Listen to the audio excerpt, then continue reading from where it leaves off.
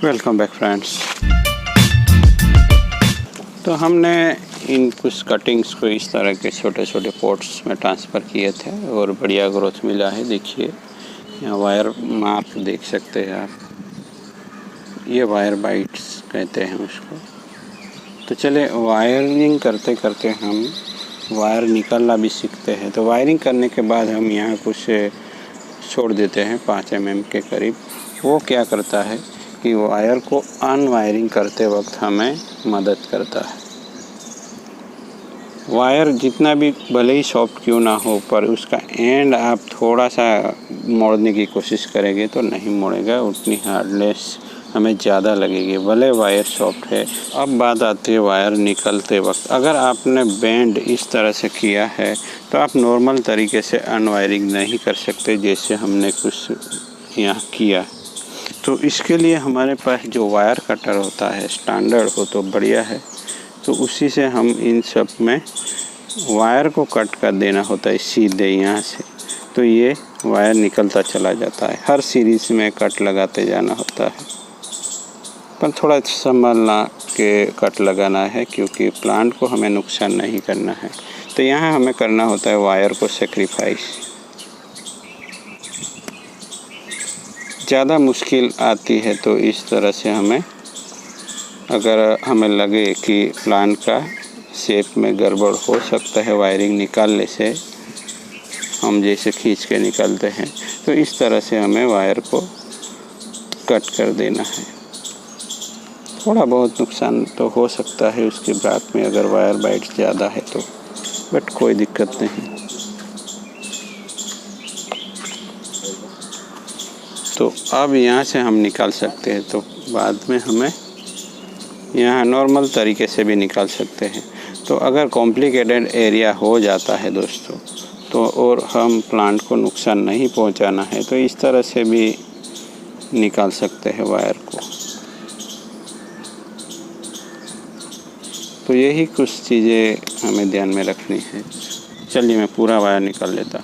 तो वायर निकाल दिया है। इसी तरह कट करके वायर निकालना ही रिकमेंडेड किया गया है बोनसाई मास्टर्स के द्वारा, बट हमारे पास इसमें अफेक्ट करता है वायर की अवेलेबिलिटीज़ वगैरह,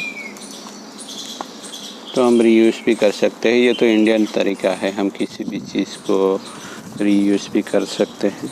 तो चलिए अब हम दूसरा एक वायरिंग जुगाड़ सीखते हैं।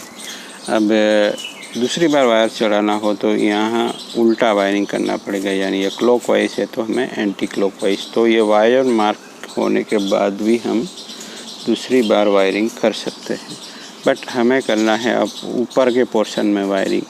तो इस वक्त एक जुगाड़ ये हो सकता है कि हम यहाँ से वायरिंग स्टार्ट कर दें, और ये वाला जो पोर्शन है पहले से बेंड हुआ है तो उसको ज़्यादा बेंडिंग की ज़रूरत नहीं है, बट ट्रेडिशनल वे में हमें नीचे से ही वायरिंग करना होता है। बट मैं पोर्ट के साथ एंकर करके यहाँ से वायरिंग शुरू कर रहा, डायरेक्ट और उल्टा वायरिंग। यहाँ एंटी क्लॉकवाइज हुआ था तो मैं अब क्लॉकवाइज करूँगा। तो अगर वायर मार्क्स है तो हमें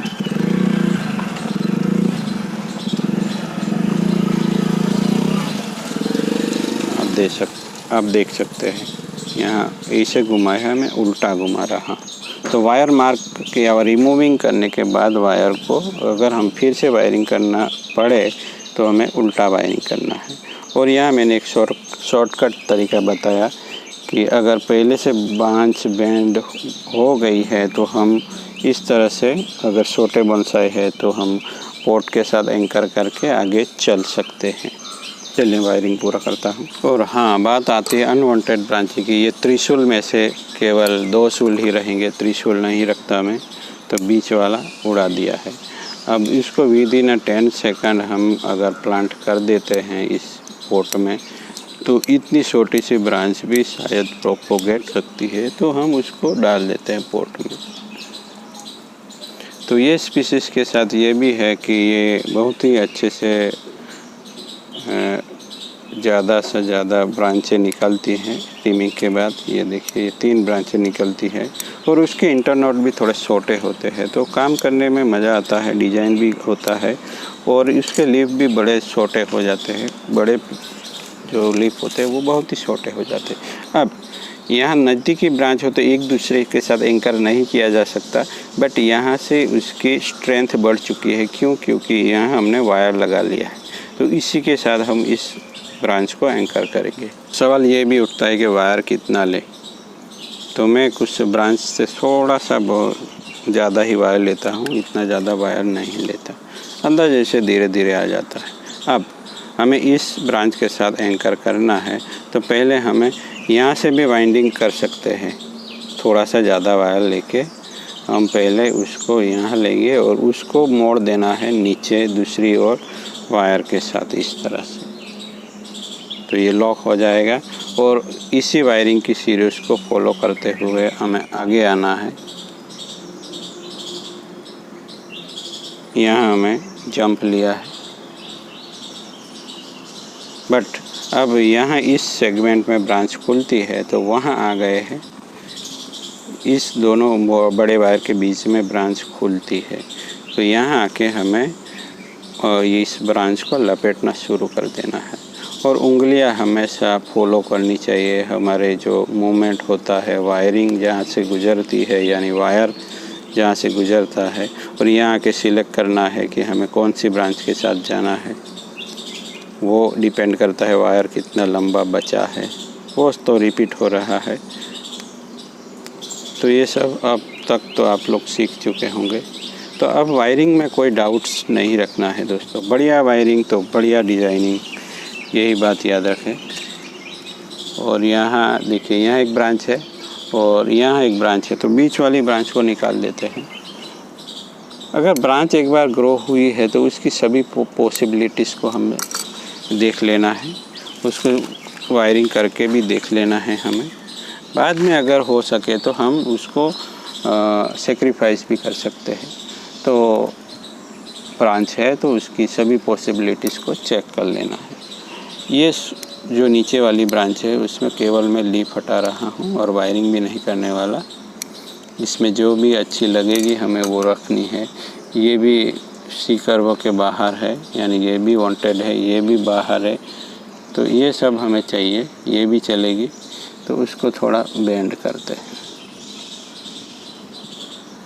और यहाँ ब्रांच है तो हमें यहाँ से कहीं से टर्न ले लेना है, पीछे की ओर भी ले सकते हैं और फिर आगे आ जाना है। तो जितना हम बेंड आगे पीछे करेंगे, यानी 3 डायमेंशन में काम करना है। और ये पीछे वाली ब्रांच भी जाएगी दोस्तों, क्योंकि यहाँ से बहुत ही कम डिस्टेंस है। तो छोटे वाले प्लांट्स में कैसे टर्न लेते हैं, देखिए इस तरह से हाथों की उंगलियां रखनी है दोस्तों, जिससे कोई संभावना ना हो कि ब्रांच टूट जाए। और पीछे लिए यहाँ ब्रांच है उसको बाहर निकालना है और पीछे ले लिया है प्लांट हमारा, और इस तरह से हम आ गए। फिर कहाँ लाना है प्लांट को, जहाँ प्लांट का बेस है उसके ऊपर ही एपेक्स डिज़ाइन होता है, वो भी याद रखना है। तो ये काम करेगा हमारा साइड ब्रांच की तरह, या हम उसको एपेक्स की तरह भी ले सकते हैं, बट हम उसको साइड ब्रांच ही बनाते हैं। तो एक जो प्लांट होता है उसको भी हम एक ब्रांच की तरह ही लें। और बाद में एक ब्रांच यहाँ से भले ही शुरू होती है, तो उसको भी आप एज्यूम कर सकते हैं कि ये प्लांट है। तो इसी तरह प्लांट को भी हमें एक ब्रांच की तरह वेव फॉर्म में लाना है। शायद मेरी बात आप लोग समझ रहे हो। पूरे प्लांट को भी हमें ब्रांच ही समझना है, जैसे कि हम एक ब्रांच को डेवलप कर रहे हैं, और उसी में भी ट्री की तरह कैरेक्टर होता है, प्रोग्रेसिवली टेपर वगैरह। और ये अब अंदर आ गई है तो हमें उसको भी बाहर निकाल सकते हैं। थोड़ा नीचे है हो गया है प्लांट, बाद में हम उसको कुछ ना कुछ कर सकते हैं। कर्व से तो बाहर ही, भले ही अंदर की साइड, अब फिर देखेंगे उसको। अब हमें वायर की जो डायरेक्शन है हमने जो किया है वायरिंग। तो यहाँ हमें एक और दूसरी साइड ब्रांच मिलने वाली है ये। तो ये सब हमें शुरुआत में बहुत ही अननेचुरल लग सकता है। मैं हमेशा कहता आया हूँ और कहता भी रहता हूँ